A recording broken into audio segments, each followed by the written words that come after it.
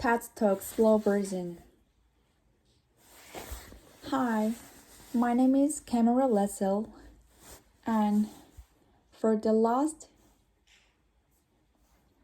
little while, I've been a model, actually for 10 years. And I feel like there's an uncomfortable tension in the room right now because I should not have worn this dress. So, luckily, I braced outfit change. This is the first outfit change on the TED stage, so you guys are pretty lucky to witness it, I think. If someone went really horrified when I came out, you don't have to tell me now, but I find it later on Twitter.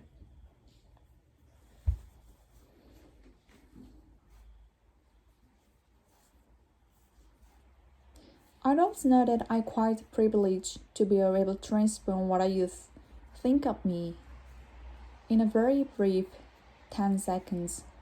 Not everybody gets to do that.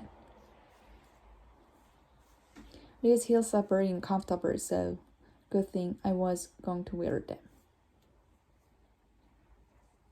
The worst part is putting this sweater over my hands because don't do anything while it's my overhead. Alright. So, why do I do that? That was awkward. Well, hopefully not as awkward as a picture. Image is powerful, but also image is superficial.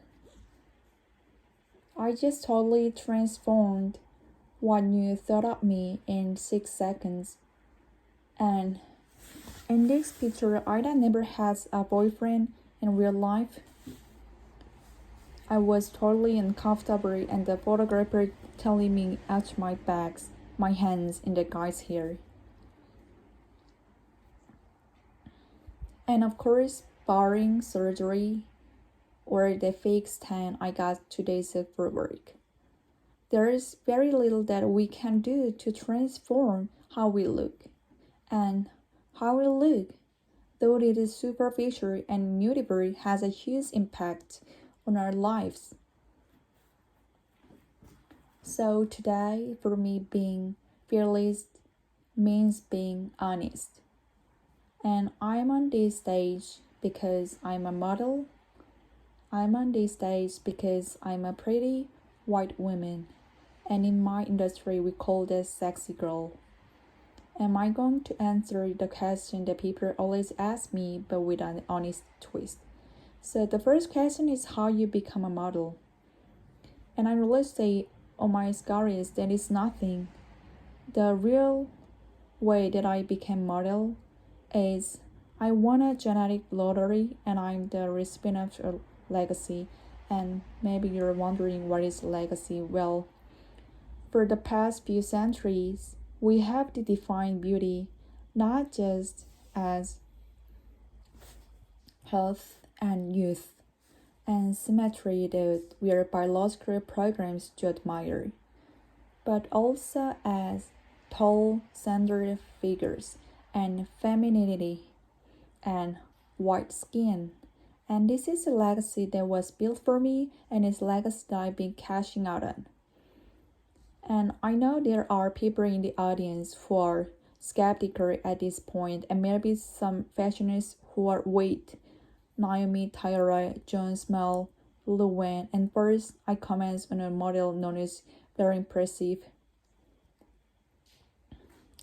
But unfortunately, I have to inform you that in 2007, a very inspired white PhD students counted all the models on the runway, every single that hired, and of the 677 models they were hired, only 27 or less than 4% were not white.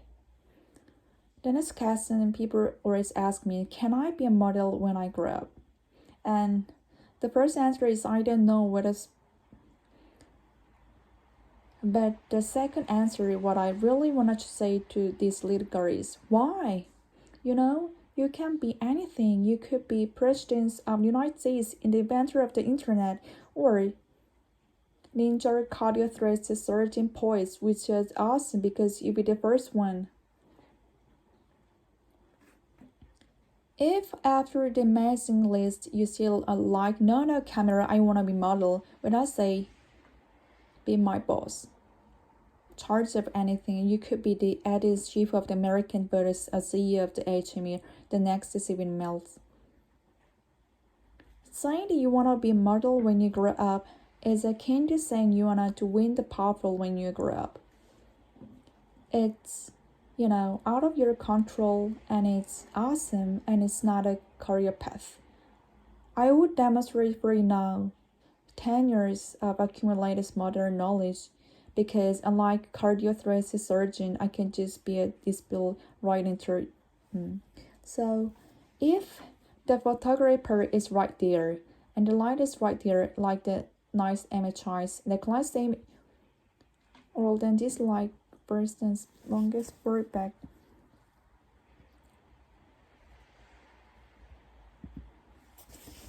Earlier.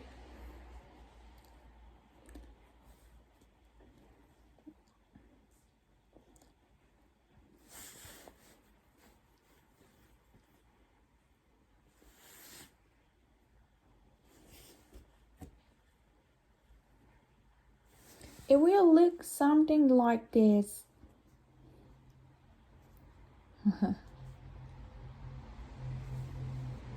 Hopefully less awkward than that one in the middle that was, I don't know what happened there.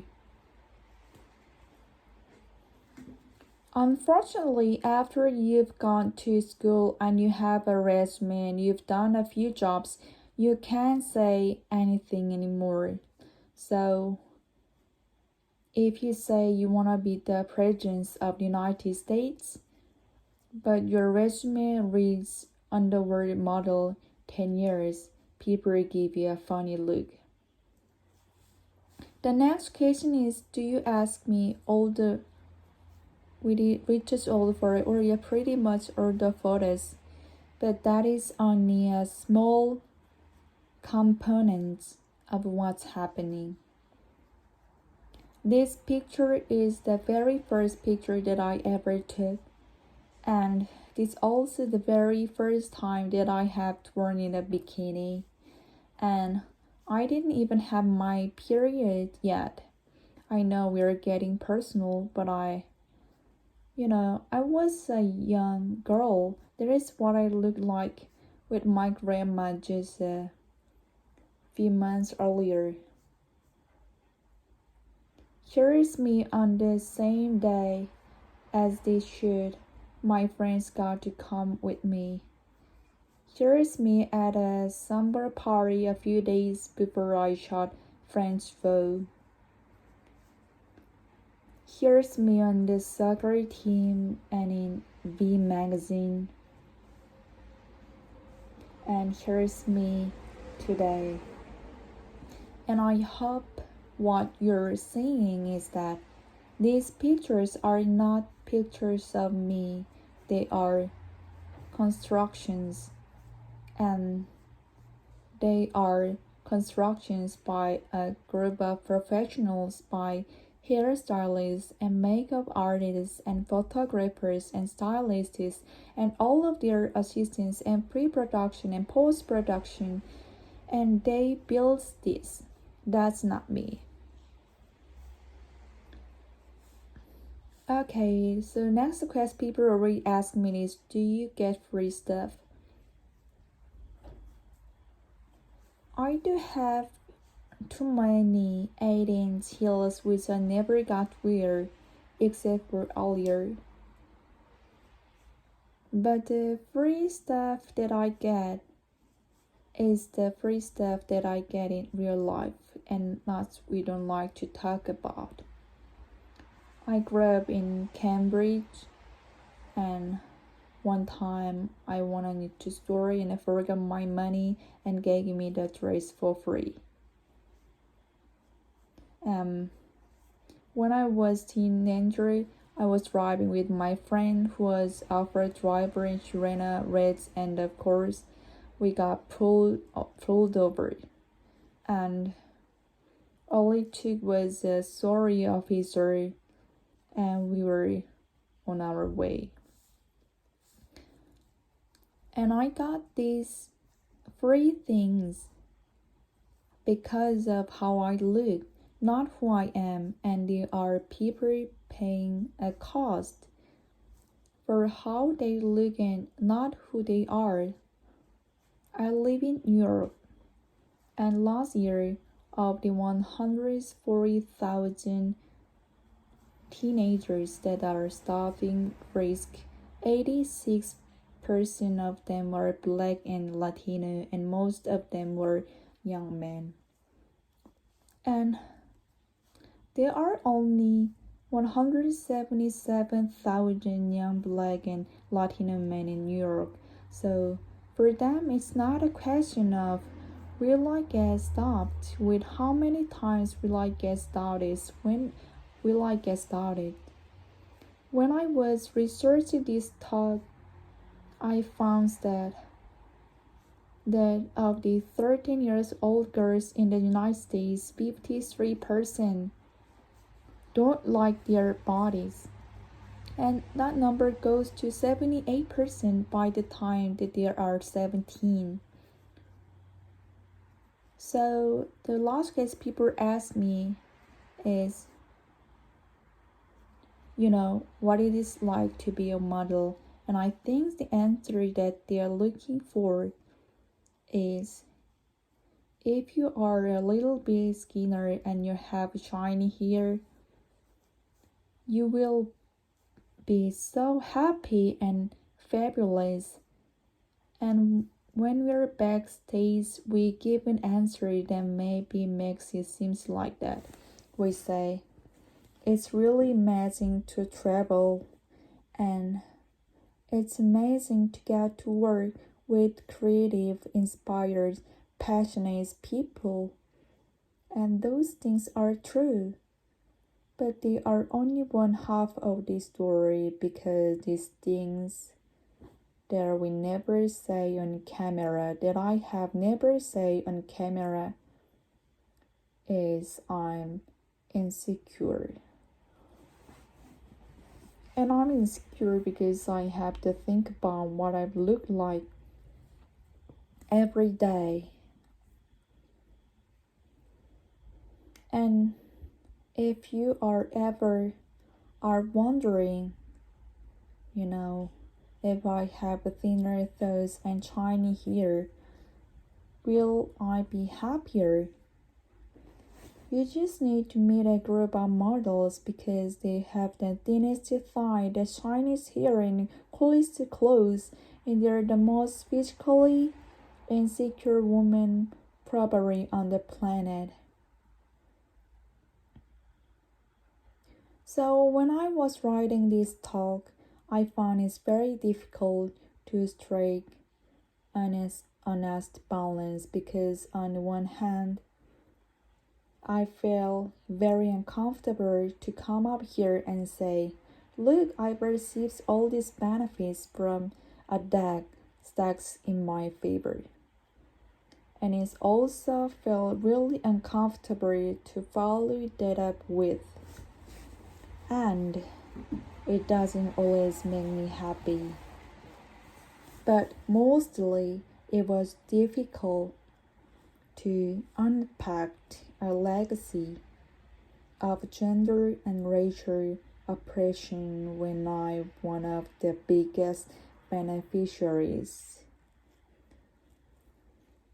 But I'm also happy and honored to be here, and I think that is grace that I got to come, before 10 or 20 or 30 years had passed and I had more agency in my career. Because maybe that I wouldn't told the story of how I got my first job. Or maybe I wouldn't tell the story how I paid for college, which seems so important right now. If there's a takeaway to this talk, I hope this that we all feel more comfortable acknowledging the power of image in our perceived successes and our perceived failure. Thank you.